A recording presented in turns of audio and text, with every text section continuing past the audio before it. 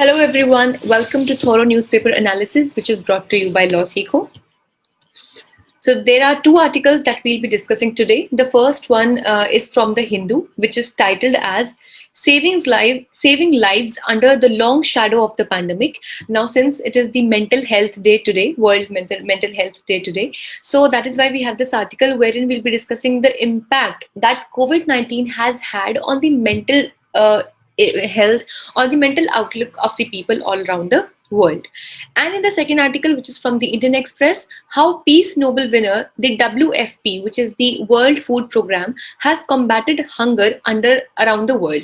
So as we know that now the Nobel Prizes are being given. Very recently it was given for chemistry, physics, as well as literature. So the Nobel Peace Prize has been awarded to the World Food Program, and how actually has it contributed significantly towards combating hunger, we'll be discussing in this article. And thirdly, we have the news and flash column, wherein we'll be discussing the short and crisp news articles that are important for our prelims exam. Let's have a look at the LawSikho courses before that. So we have the Judiciary Test Prep course. So if you're also preparing for Judicial Services exam, do check out this course. The link is there in the description box, and from there itself you can download free study material which has been drafted specifically for the Judicial Services students. And also we have various other courses like for CLAT, All India Bar Exam, and various other courses for SEBI, RBI, etc. You can definitely check them out at LawSikho webpage. With this, let's have a look at the MCQ that we have for the day. Where is the headquarter of World Food Program located? Option 1, Prague. Option B, Netherlands. C, Geneva. Or fourth, Rome. So if you know the answer to this question, you will write it down in the comment section below. So this is the descriptive question for the day. Discuss the impact of COVID-19 on the mental health of the people. So this is a very important question, and since COVID-19 is all around, we're discussing it so extensively every now and then. So there is a very high probability that a question from mental health added with the impact of COVID-19 might arise in the exam. And the word limit for this question is 250 to maximum 300 words. With this, let's start the discussion of the first article for the day, which talks about the obvious mental health and COVID-19. So as we know that 10th of October is observed as the World Mental Health Day to raise awareness about mental health issues around the world and mobilize support in this direction. The COVID-19 pandemic has heightened anxiety and cases of depression, especially in the vulnerable communities. Now, here by vulnerable communities, we mean specifically the people who belong to old age, or even in older age, if we talk about the women, and even in generality, if we talk about, so women and children have been subjected to more of anxiety and mental trauma in the times of COVID-19. Now, as we know that the very norms that we need to follow in the times of COVID-19, like if we talk about the physical distancing or not moving out from our houses, so very less opportunities for recreation and entertainment are available. But since we, being the youth, have various resources to entertain ourselves, we have the internet connections, we know how to use the smartphones, laptops, etc. We have various OTTs that are the online curated, the content is there. So we have a lot of things. Then we have our jobs, we have other kinds of relationships and things. There are a lot of opportunities for the young people to get engaged into, and thus they can entertain themselves. But if we talk about the people who belong to the older ages, as in our grandparents or even our parents, who do not know much about the technology, and in the situation when we have to distance ourselves physically from the others, there is a very high chance that these people who are more vulnerable towards mental trauma, and that is why they're subjected to greater mental anxiety in the cases of COVID-19. And even India has reported first COVID-19 related suicide in the world. So this must be kept in mind, that already India is one of those countries, unfortunately, that ranks very high in the suicide rates, as in various states like Tamil Nadu, Karnataka and Maharashtra. The suicide rates in general scenarios are also very high. And in the times of COVID-19 also, there have been cases that are coming from India as well due to the COVID-19 related anxiety. So in the previous instances, if we study the relationship between such pandemics or such, mental, such health issues along with the mental trauma. So even during the times of 1918 to 1919, the influenza pandemic that had taken the entire, in the US. So here also the deaths had increased by suicides, and they were actually quite increased in the United States. And also during the 2003 SARS epidemic, which was a severe acute respiratory syndrome. Basically, it is considered to be as a predecessor of the COVID-19 pandemic. So at that time also the suicide among older people increased in Hong Kong.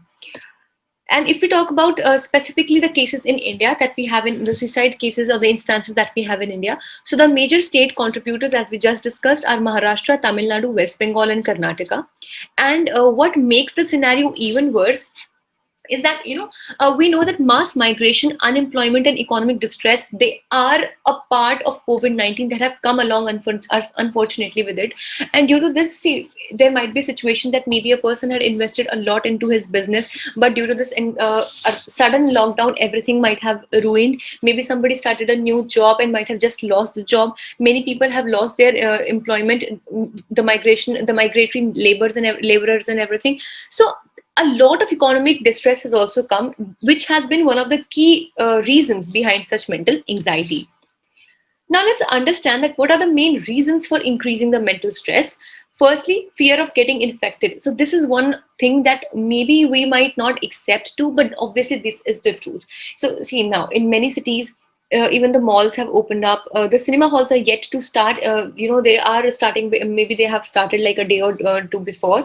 But wherever we are going, or even if out of any strict responsibility, if we have to move to some place, we still have this fear that we might catch this virus. And this has really made our minds crippled, and we are not able to enjoy ourselves completely when we are into any public places. And that is why the fear of getting infected is one of the major reasons that has caused this mental anxiety or mental stress in the minds of the people. Secondly, lack of knowledge about the virus. Now, as we know that this is a very misfortunate thing to happen, but it happens probably in everything that we are dealing with. That it is really difficult to propagate the right information about things, and it is really easy to propagate the fake news or the wrong or the misinformations about stuff. And even in the times of COVID-19 also, in the initial stages, you might remember that people were coming up with the home remedies, something like just tie some kinds of pepper, long, or whatever the kapoor thing that we Indians usually believe a lot into. Though it has some medicinal properties, definitely it does, but obviously it did not have any relation with combating the COVID-19 thing. But the lack of knowledge about the virus has also caused people, and many a times people also believe that once you've caught the virus, the ultimate thing that will happen to you is that you're going to die, which definitely is not the case. Luckily, the mortality rate or the fatality rate of COVID-19 has not been that high as compared to various other diseases that have prevailed before time. So that is why it is really important to have the accurate knowledge about the virus. Thirdly, economic fallout, which we have discussed already, and of course the social isolation, which has kept people apart and away from each other. And so we, being social beings, are not able to interact freely with each other. And just imagine the plight of those who cannot really connect with each other even through social media or video calls or phone calls, who know not much, who do not know much about the technology, and thus social isolation has impacted them even more. Now, the stress is higher among the vulnerable populations, such as healthcare workers, as we know that their routine is just, they already are, very at the verge of being infected by the virus, and their routine is so hectic and chaotic that they have no time for any recreation. Infected people, the elderly and the migrant workers, women facing domestic violence, individuals with compromised immunity and suffering from physical or psychological problems. So those who are already into the situation of stress are further, or to say they're more, vulnerable to this mental stress. Then India to develop a national suicide prevention strategy. So incorporating the three universal strategies: firstly, ban or reduction in the access to highly hazardous pesticides, because they also have a lot of impact. When with time, slowly and slowly, when you tend to consume such chemicals, they actually have a huge impact on your mental health and your mental functioning as well. And that is why the consumption of these hazardous pesticides should be banned. then reduction in consumption and availability of alcohol, and non-sensationalized and responsible media coverage of suicide cases should be reduced. So obviously media, actually due to the TRP issue, or that also we are we know it's going on. So media to just get some eye candies for their own thing. What they do is that they, like, irresponsibly and in a very non-sensationalized manner, they put up some news articles related to suicide cases, and people tend to be more depressed listening to those cases. So with this, let's discuss the second article for the day, which talks about the UN's World Food Programme.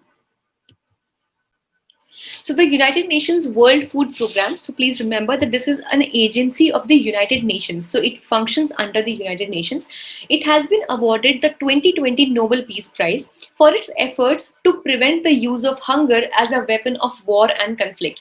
Now, as we know that in many countries where the basic food commodities are also scarcely available, there the people or the miscreants, they actually try to provoke the people or the poor or the hungry people in the name of hunger. So they simply say that if you're going to fight for us, if you're going to kill people, or whatever their ill motives are, so then we'll be providing you with food and such remunerations of that sort.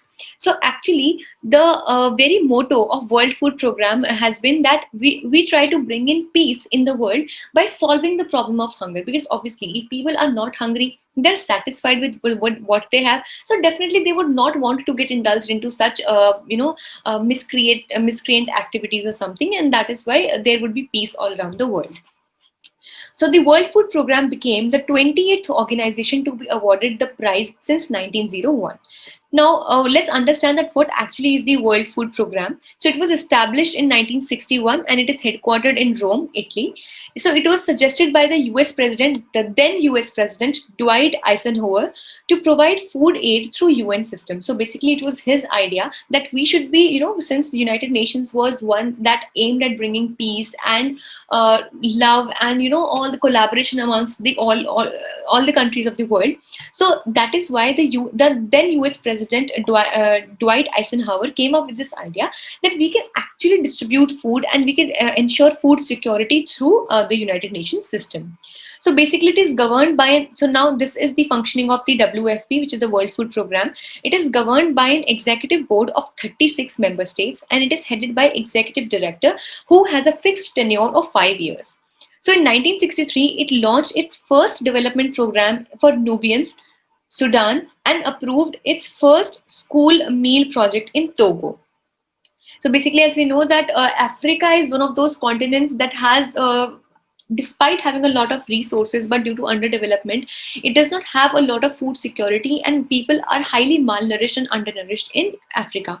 So the major projects that the World Food Programme has taken have been most of them have been in to say Africa, but apart from Africa, there have also been some projects in Yemen and Iraq as well. So in 1965, it became a full-fledged UN program. Now let's understand that what has been the contribution of the World Food Programme till date. In 2019, it said that it assisted 97 million people and in 88 countries. So it has, this is the extensive nature of the World Food Programme, that on an average, it actually has been helping about approximately 97 million people in 88 countries. It delivered about 4.4 million tons of food, and it purchased food worth $1.7 billion from 91 countries and services from 156 countries, and then they were further distributed to the areas which were much in the need of this food and services. So on a daily basis, it has approximately 5,600 trucks, 30 ships and 100 planes on the move to deliver food and provide assistance. So currently it is the world's largest humanitarian agency combating hunger. And as we know that the United Nations also has all of its, the sustainable development goals. So the sustainable development goal number 2 talks about zero hunger. So this is the biggest initiative that has been taken, and this is one of the biggest body. Actually, it is the biggest body in the world, or the humanitarian agency, that is working in achieving this goal by 2030. Now, as you can see that this is an airplane of the World Food Programme, and actually this thing, these are all food bundles or the food packages that it is actually delivering upon the areas where the food insecurity is currently there. So then there are 690, now according to the World Food Programme, there are 690 million hungry people around the world. And then it also says that most of these hungry people or to say 60% are in the conflict affected countries. So those countries that are actually into conflict, now these may be any kind of ethical, religious conflict, or even territorial conflicts, something like Yemen, Iraq, Sudan. Then we have Congo. Then we have various countries, specifically the Middle East and the African countries. So of those that are actually conflict affected, they have more people as undernourished or malnourished in their population. And it says that this situation is expected to increase or worsen due to the pandemic, and by 2013 half of the global poor will be living in fragile and conflict affected situations. So it was predicted by it, and that is why the efforts that have been made by the World Food Program, and also World Food Program functions in India as well. So here let's see that what is the WFP's role in India. So it is working in India since 1963 in projects involving reforms in the targeted PDS, which is the public distribution system, and improving access to food through Anganwadis, etc.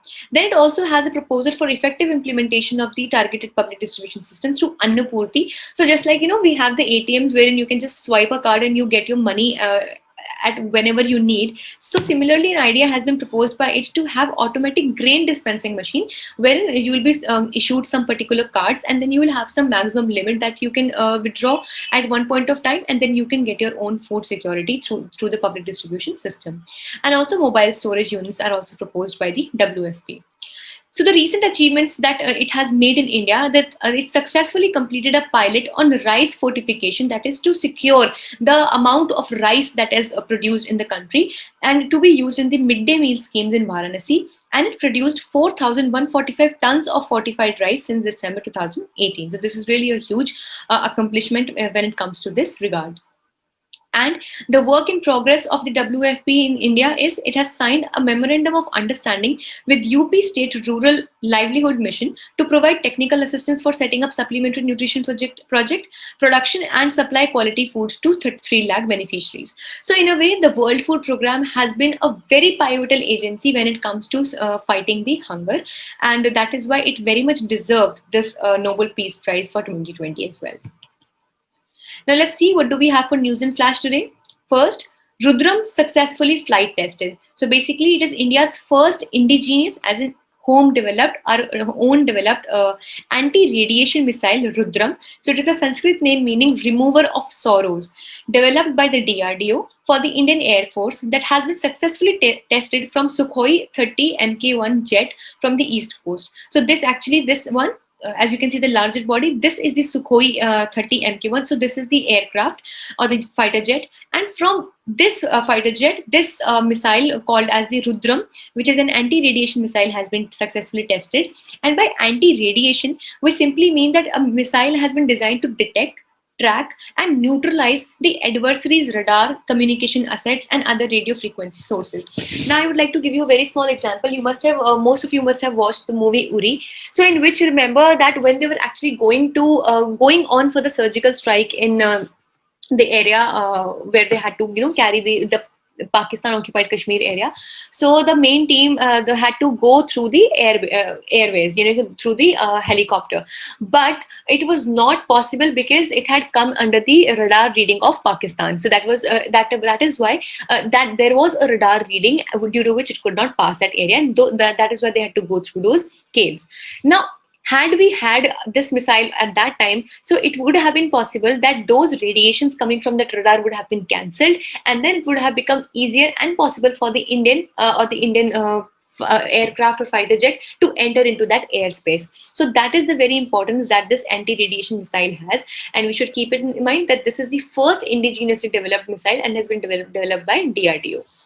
Second, Goa became the first Har Ghar Jal state in the country. So provided tap water connection to every rural household, which are 230,000.